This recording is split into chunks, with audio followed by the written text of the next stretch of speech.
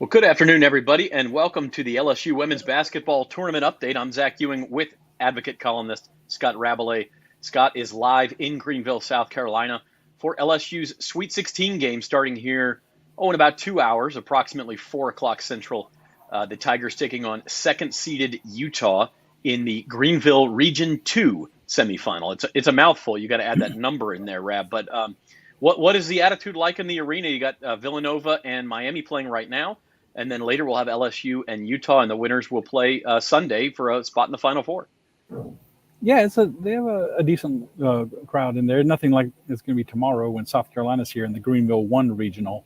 As you indicated, there are 2 regionals here and 2 regionals in Seattle, and 2 teams will advance from here to the Final Four. LSU and South Carolina would not meet until the national championship game because they're on the opposite sides of the bracket.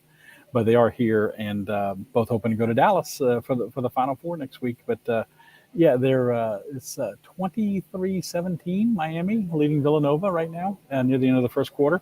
And we're here back in the luxurious media room waiting for LSU and Utah to tip off. So that would be the 9th-seeded Miami Hurricanes over the 4th-seeded Villanova Wildcats. LSU also the lower-seeded team in its matchup. If you look at betting lines, though, LSU's favored. I think a lot of people thought they would get a 2 seed. Right. Do you get the feeling they go into this game expecting to win?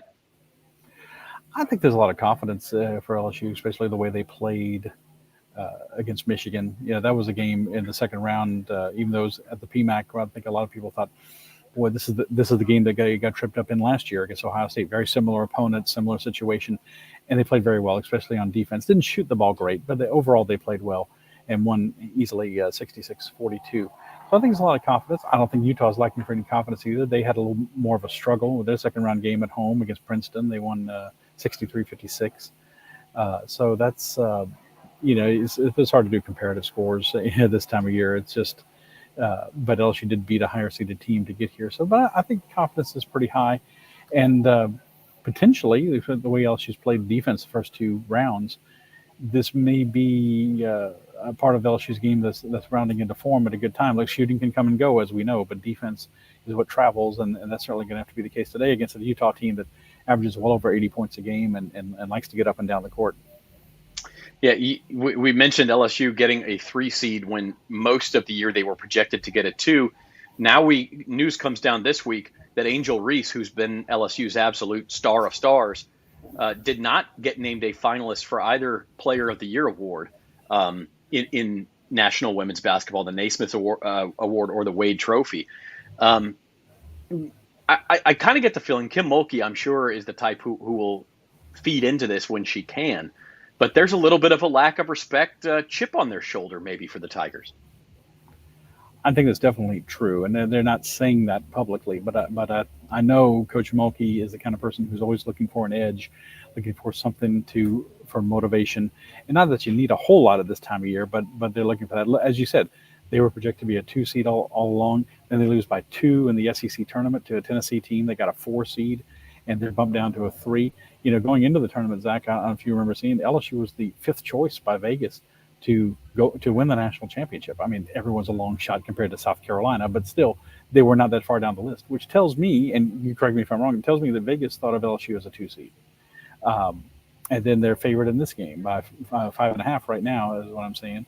And then they would be favored, if they win, would be favored over Villanova or Miami in the regional final. So I think they're using some of that. Going back to the Player of the Year award, Reese has been left off of all of them. She was left off the Wooden Award list, but that award has an academic component to it, and she struggled a little bit apparently coming out of to LSU academically. She's eligible. Obviously, she's playing. That's not an issue, but as far as that award goes, she didn't quite meet up to the criteria.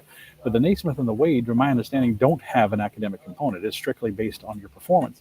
And this obviously is a player who's performed very well. She comes in averaging a little over 23 points a game, 15.7 rebounds. She's the only player in the country to rank in the top 5 in Division I in scoring and rebounding. And she's a first-team All-American, according to AP and the coaches. And so, but she's not considered one of the 4 finalists.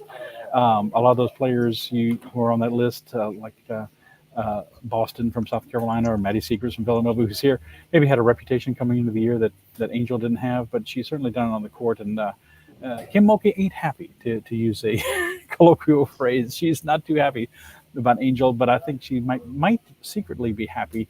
This might be something that motivates her star player even more. Yeah, no doubt about it. And as I said, Kim Mulkey, exactly the type to find motivation for her team in wherever she can. Utah also has a star player who was not a Naismith or Wade Trophy finalist. That would be Alyssa Peely. And she's just tremendous for the Utes. 21 points a game, 5.6 rebounds, 2.3 assists. She's 6'2". She's a forward, but she'll play inside and out. She shoots better than 40% from 3-point range. Has averaged 30 points per game over the first 2 NCAA tournament games, and so this is going to be a challenge. And I would anticipate, and correct me if I'm wrong, that we will see Reese and Peely matched up one-on-one at least part of the time today, and so that could go a long way toward determining the winner. Yeah, I think for both teams, you have to deal with Reese. Utah has to deal with Reese, and LSU's deal with Peely with more than one player. For LSU, that probably means LaDeja Williams or Samaya Smith when they bring her off the bench, as well as Angel Reese. And for Utah, that means they're going to have to, as their coach said yesterday, you can't just tell one player, okay, you've got Reese and you shut her down. It's going to take more than that. So I think both teams are kind of in a similar predicament. Peely is. One thing that Angel doesn't do is make the 3-pointers. I'm trying to see if she's made 1 out of 3. And Peely is 28 of 66. So she'll step out, kind of like Teresa Plaisance used to for LSU, a former player back in the Nikki Fargas days, who would step out and hit a 3 once in a while, or KJ Williams this year for the men's team. And so she's a player that's tough to guard all over the court. The good thing for LSU is that Reese is a very mobile post player. She's not just anchored down on the baseline. She one of the plays of the whole season that struck me was from the Michigan game. She picked up their guard at the top of the key, defended her all the way down to the baseline, and then blocked her shot in that last game out. So she's got that ability to move around. But that's what Utah wants to do. They want to shoot threes. They make 8.3 3-pointers per game. They want to try to get layups and get to the free throw line. They're an excellent free throw shooting team at 78%. LSU's got their challenge for Utah, but Utah is going to have a challenge against an LSU team, as I said earlier, that seems to be really finding itself defensively in a way that they haven't for a good part of the season. You're watching the LSU Women's Basketball Tournament Update from The Advocate and sponsored by Hancock Whitney. We are about 2 hours away from Sweet 16 game time, LSU against Utah for a spot in Sunday's Elite Eight game. And, of course, the Final Four in Dallas, the ultimate goal and destination for these teams. 2 wins away from that for LSU. We're visiting with Scott Rabalais, Advocate columnist, who's covering the game in Greenville, South Carolina. Rab, you're covering the game. We're not going to put you on the spot and ask for a prediction, but give us a key to the game as far as what does LSU need to do to win the game? Or let's say if this goes well, then LSU's in good shape. What are you going to be looking at in those first 5-10 minutes of the game to see? Yeah, I think how LSU shoots the ball from the outside. I think if they can get, I've said it all along, Reese, is likely to get a double-double. She's likely to score 20-something and get, some, 15 rebounds. They need to have 3 players in double figures scoring. Her and Morris and Flo J. Johnson, LaDeja Williams, who had a double-double in the Michigan game, 10 points, 10 rebounds. Jasmine Carson, who I was suspecting might come off the bench again today, something like that. Because you're not going to, as Coach Mulkey said, LSU's not going to pitch a shutout against Utah. They're not going to hold them to 42 points like they did in Michigan either. Also, LSU needs to do a good job of perimeter defense. Utah only made 1 3-pointer against Princeton. And it's unlikely they're going to do that again, but I think they have to keep them under their average of making over 8 3-pointers per game. If they make 10 or 12, that's going to bode poorly for LSU. I think LSU plays well, and I think they win the game. I think they would also be favored against Villanova or Miami in a regional final on Sunday. But they're going to have to come out and play one of their best games of the year because Utah's a very good team. They shared the Pac-12 title with Stanford, 27-4. Got an All-American themselves in Peely in the middle, and they're going to be a challenge. I think LSU's got a little more speed and athleticism that I think will help them in this game overall. Yeah, Kim Mulkey's second year at LSU. The Lady Tigers have won 30 games already. Now getting into that rare air of the final 16 in the country, trying to get to the final 8. They take on Utah 4 o'clock on ESPN, or about 4 o'clock, about 25 minutes after this Villanova-Miami game ends. And so we will check in, particularly if the Lady Tigers continue to win, Rab, as we go into next week and hopefully into the Final Four. Yeah, we're going to be, as long as the Lady Tigers are playing, we're going to be covering them. Not the Lady Tigers anymore, excuse me, just the Tigers. We're going to be covering them.